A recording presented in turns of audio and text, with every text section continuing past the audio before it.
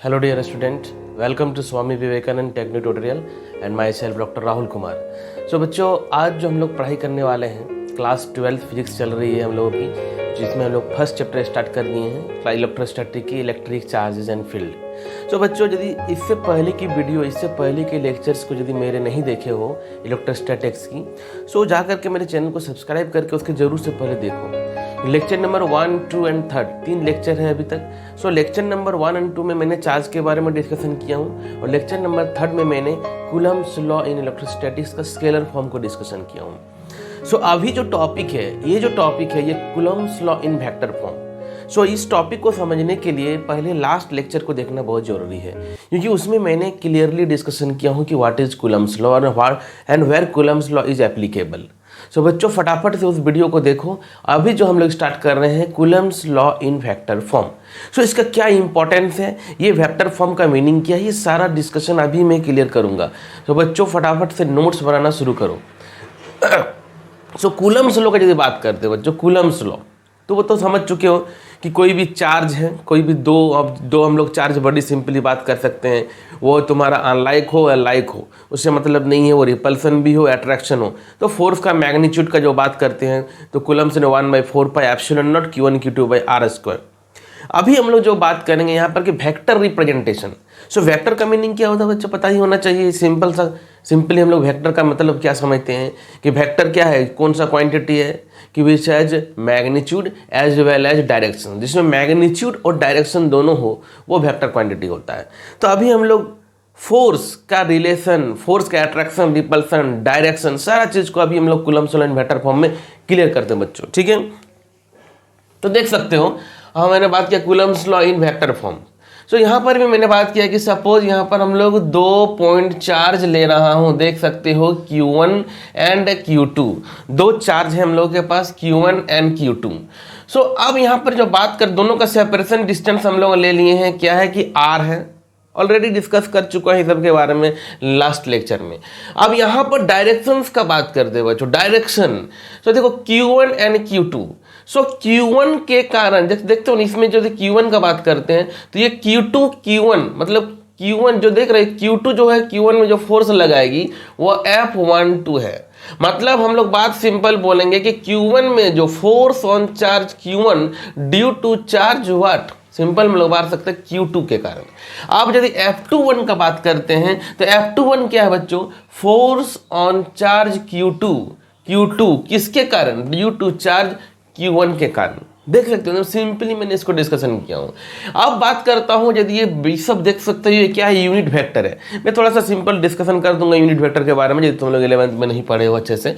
So unit vector, यहाँ पर R12 और R21 का मीनिंग क्या है। 1-2 का मीनिंग यह है, यहाँ पर यह है कि 1 से 2 पॉइंटिंग, मतलब क्या पॉइंट कर रहा है 1 से 2 की ओर। और यदि बात करते हैं 2-1 तो किसको पॉइंट कर रहा है, 2 से 1 की ओर, 2 से 1 की ओर। तो हम लोग simple according to Coulomb's law क्या जानते हैं, अकॉर्डिंग टू सिंपली बात करते हैं कूलम्ब्स लॉ के बारे में। अकॉर्डिंग टू कूलम्ब्स लॉ,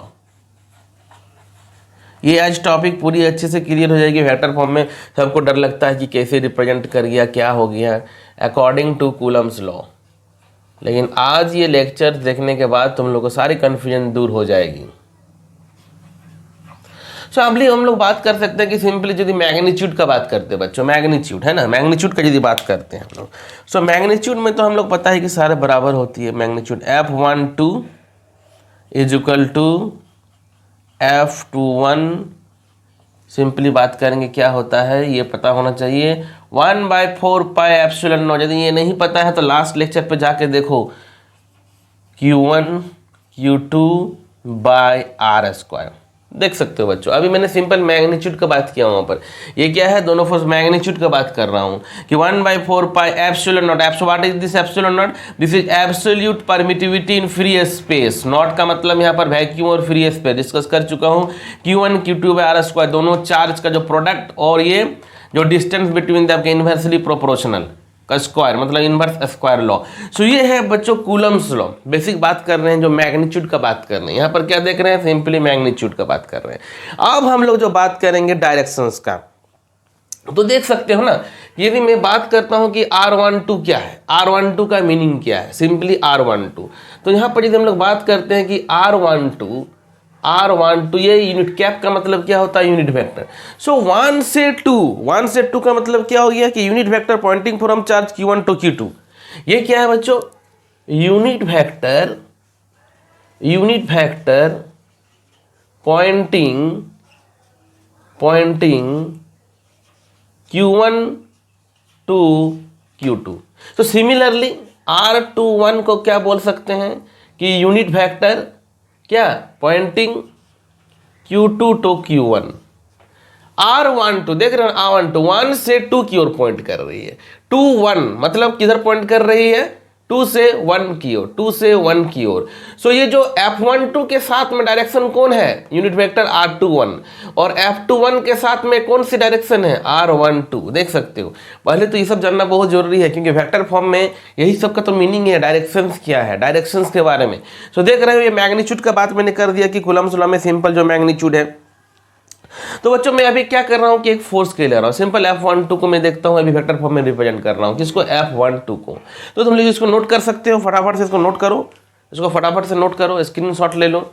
मैं पूरा नहीं मिटा रहा हूं, मैं बस यहां तक मिटा देता हूं अभी, ठीक है, इस साइड में मिटा देता हूं, ओके, इस साइड में मिटा दिया हूं, ठीक है। तो देख सकते हो ना कि वेक्टर फॉर्म में बेसिकली हम लोग वेक्टर्स का ही बात कर रहे हैं, डायरेक्शंस का बात कर रहे हैं, है ना। मैं अभी एक फोर्स का बात करता हूं, F12 को, उसको रिप्रेजेंट करता हूं। सो F12 क्या है, along the direction of unit vector R21। देख रहे हो, F12 along the direction of unit vector, देख सकते हो, R21। सो F12 ये क्या है, along the direction of unit vector, किधर, इधर, देख रहे हो। तो हम लोग F12 को रिप्रेजेंट करते हैं पहले वेक्टर फॉर्म में, ठीक है। सो F12 देख सकते हो 1/4πε0 Q1 Q2 बाय, हाँ R का बात करेंगे यहाँ पर, यदि R² का बात करते हैं, ठीक है, ध्यान देना। सो यहाँ पर R² यदि हम लोग बात करते हैं, R², तो सिंपल जैसे कि मैंने R² लिख दिया, ठीक है। अब यूनिट वेक्टर का डायरेक्शन F12 के लिए क्या है, देख सकते हो, R21, ठीक है। तो बच्चों एक चीज देखो तुम लोग गौर कर सकते हो कि यहाँ पर जो R का बात कर रहे हैं ना, ये R। सो R क्या है एक्चुअली, R12 और R21, position vector simple R1, देख सकते हो, R12 तुम्हारा R12, ठीक ना। मतलब हम लोग ये R को ये भी लिख सकता हूँ, मतलब ये जो R है ना, ये तुम्हारा होगा R12, मैग्नीट्यूड का बात कर रहे हैं, ठीक ना, या R21, ठीक है, लिख सकते हैं। मैग्नीट्यूड का जब हम लोग बात करेंगे तो हम लोग इसको ऐसा लिख सकते हैं कि R का मतलब 1 2 भी है और 2 1 भी है। सो हम लोग कब क्या लेंगे, देखो यहाँ पर, सो Q1 Q2 by R² R21। हाँ, और एक चीज मैं बता रहा हूँ कि ये जो R21 यूनिट वेक्टर का जो डेफिनेशन होता है, यदि नहीं पता है तो देख लो। यूनिट वेक्टर यदि हम लोग यहाँ पर R21 लिए हैं, सो यूनिट वेक्टर का मतलब क्या होता है कि position vector divided by magnitude, ये है यूनिट वेक्टर। यूनिट वेक्टर का ये मैंने डेफिनेशन बता दिया कि सिंपल क्या होता है, डिफाइन करते हैं, ये देख रहे हैं पोजीशन वेक्टर और डिवाइडेड बाय क्या, मैग्नीट्यूड का बात करते हैं। क्या बात कर रहे हैं यहाँ पर हम लोग, मैग्नीट्यूड का बात कर रहे हैं। तो ठीक है, आते हैं हम लोग यहाँ पर अभी। तो यहाँ पर अभी हम लोग जो बात कर रहे हैं, देखो ध्यान से, F12 इसको लिख रहा हूँ मैं अभी, ठीक है। तो देखो 1/4πε0 Q1 Q2 बाई R के जगह में देखो क्या, F12 के लिए क्या है, F12 के लिए देख रहे हो 21 है। सो यहाँ R के जगह में हम लोग लिख सकता हूँ कि R21, इसको तो लिख ही सकता हूँ R21 को, तो मैं इसको चलो लिख दिए यहाँ पर R के जगह में, क्योंकि सबको वेक्टर में रिप्रेजेंट कर रहा हूँ, R21, ठीक है, देख रहे हो R21 का होल स्क्वायर हो गया। अब ये देख रहे हो ये क्या है, यूनिट वेक्टर है, यहाँ पर देख रहे हो ये क्या यूनिट वेक्टर है कि नहीं है। सो यूनिट वेक्टर का जो फार्मूला है, फार्मूला क्या है मेरे पास, देखो यहाँ पर। सो यहाँ पर हम लोग लिख सकते हैं कि R21 के जगह में लिख सकते हैं R21, ये देखो पोजीशन वेक्टर सिंपल, R21 का मैग्नीट्यूड, देखो बच्चों सिंपल है। सो इसको हम लोग कैसे लिख सकते हैं, 1/4πε0 Q1 Q2 बाई, या R21 ये देख रहे हो स्क्वायर है और ये तो मिला करके क्या हो जाएगा, ये क्यूब हो जाएगी, ये क्यूब हो गई और ये R21 हो गया। ये कौन सा है, F12 है, ये क्या है F12 है।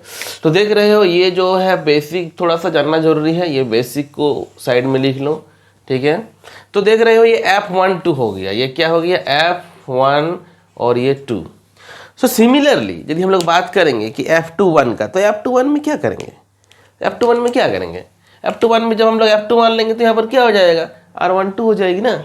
जब हम लोग यहाँ पर F12 लेंगे, F21 लेंगे, तो F21 के साथ में यूनिट वेक्टर का पॉइंटिंग किधर हो रहा है, 1 2 की ओर हो रही है, क्या हो रहा है, देखो F21 के साथ R12। तो हम लोग सिमिलरली इसको भी लोग प्रूव कर सकते हैं कि क्या लिख सकते हैं कि R21, देख सकते हो R21 is equal to 1/4πε0 okay Q1 Q2 by, यहाँ पर क्या हो जाएगा R12 हो जाएगा, क्या हो जाएगा R12 का होल क्यूब, और ये हो जाएगा भी R12।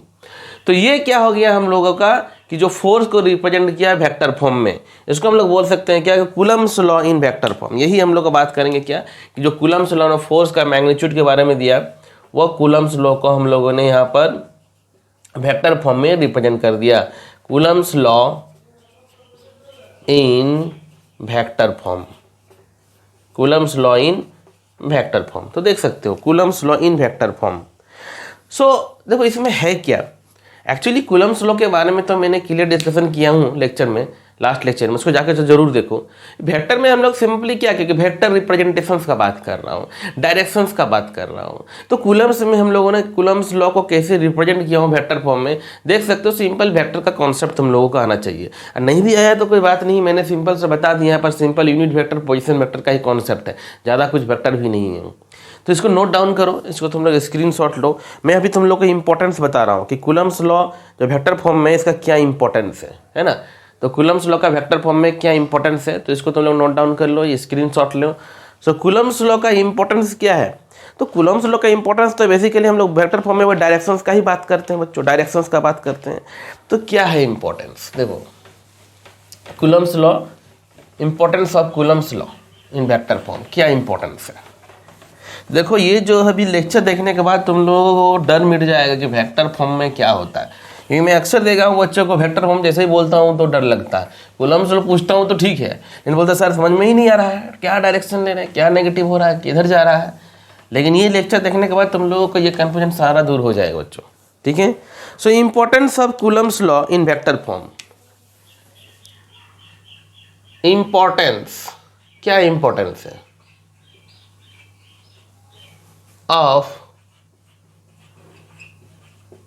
Coulomb's law in vector form, ये भी क्लियर हो जाएगा। छोटा सा टॉपिक है, एकदम पूरी तरह से क्लियर कर देता हूँ इसको भी, कोई डाउट ही नहीं रहेगा, चाहे बोर्ड एग्जाम हो चाहे कॉम्पिटिटिव एग्जाम हो, कुछ भी कर सकते हो। तो इन वेक्टर फॉर्म कूलम्ब्स लॉ में क्या होता है, सिंपल हम लोग एक पॉइंट इसमें लिख सकता हूँ और इसको डिटेल बता भी रहा हूँ अभी, ठीक है। तो तुम लोग भी नोट्स बनाना शुरू करो, मैं बार बार बोलता है कि नोट्स बनाओ, नोट्स बनाने से ही सारा चीज़ क्लियर होगा। तो इन वेक्टर कूलम्ब्स लॉ क्या करता है इन वेक्टर फॉर्म में, सिंपली बताता हूँ कि इन वेक्टर फॉर्म कूलम्ब्स लॉ, बहुत इंपॉर्टेंट पॉइंट है, कूलम्ब्स लॉ लिखते जाओ, Coulomb's law straight way shows that, straight way shows that क्या शो करता है भाई, क्या शो करता है इसमें, that the forces, कौन सा forces, so F12 and F21 क्या होगा भाई, हाँ, are equal and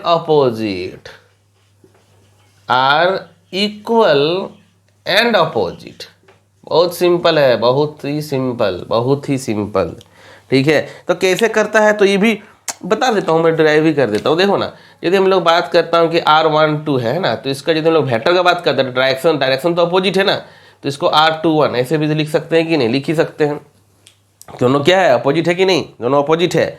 तो यदि हम लोग फोर्स का बात करते हैं, किसका बात करते हैं, फोर्स का, तो तुम देखो ना, यदि हम लोग फोर्स का मान लेते हैं कि कहाँ गया, अच्छा ठीक है मीडिया है, तो यहाँ पर देखो F12 हम लोग को क्या लिखे थे, F12 को लिखे थे ना कि 1/4 pi epsilon not, simple 1/4 pi epsilon not. यदि हम लोग डायरेक्शन का ही बात करते हैं अभी सिंपल Q1 Q2/r²। सो यहाँ पर यदि हम लोग 12 का बात किए तो 12 तो 12 के लिए क्या था, R21 था, R21 था ना, 12 के लिए यहाँ पर क्या लिखे थे, R21 लिखे थे। तो यदि हम लोग नहीं लिखेंगे इसको लिखना चाहेंगे तो क्या हो जाएगा यहाँ पर -R12, मतलब हम उस फोर्स को उस डायरेक्शन में ले जाते हैं, उस डायरेक्शन पे ले जा रहे हैं। सो R12 हो जाएगा तुम्हारा यहाँ पर, है ना। अब ये इसको माइनस को बाहर कर दो, माइनस को बाहर कर दो तो क्या हो जाएगा, -1/4 pi epsilon not Q1 Q2/r² R12, है ना। अब ये किसके बराबर हो गया, ये किसके बराबर हो गया, देखने में ही आ रहा है किसके बराबर है, ये तुम्हारा किसके बराबर है,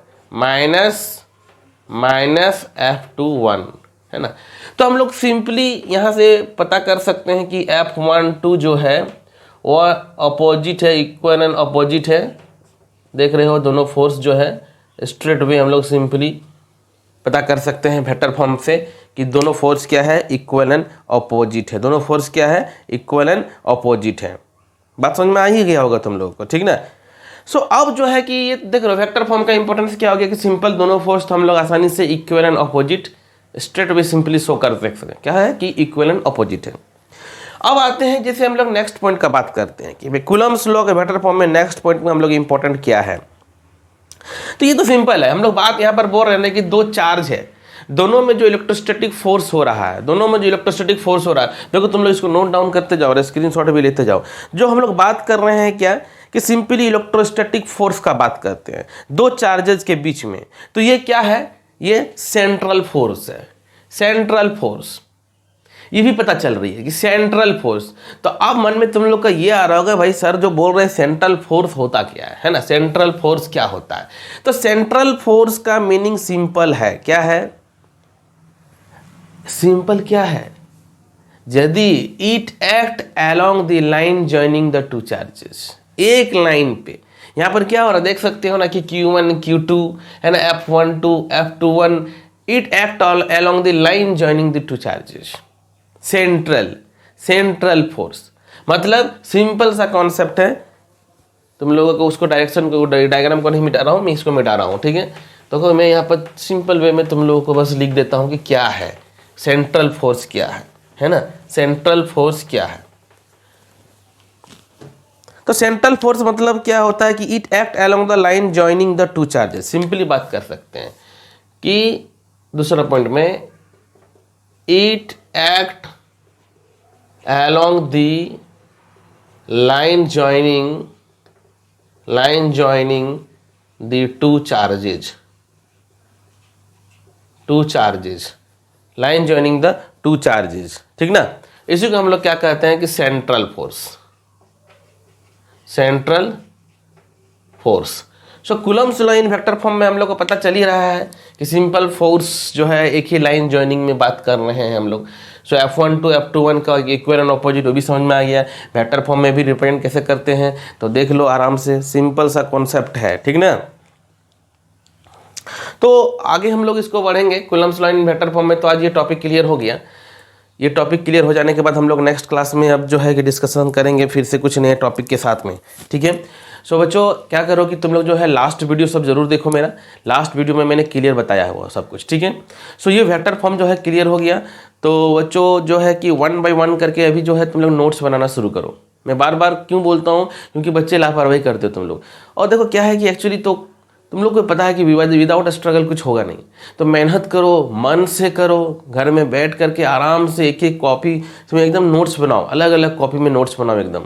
तो तभी जा करके तुम लोग को जब एक एक चैप्टर कंप्लीट हो जाएगी ना, तब तुम देखोगे कि क्या तुम्हारे अंदर में कॉन्फिडेंस आएगा कि हाँ मैंने इलेक्ट्रोस्टैटिक खत्म कर लिया। तो ठीक है बच्चों, आज के लिए इतना ही रखता हूँ, नेक्स्ट क्लास में फिर मिलते हैं, बाय।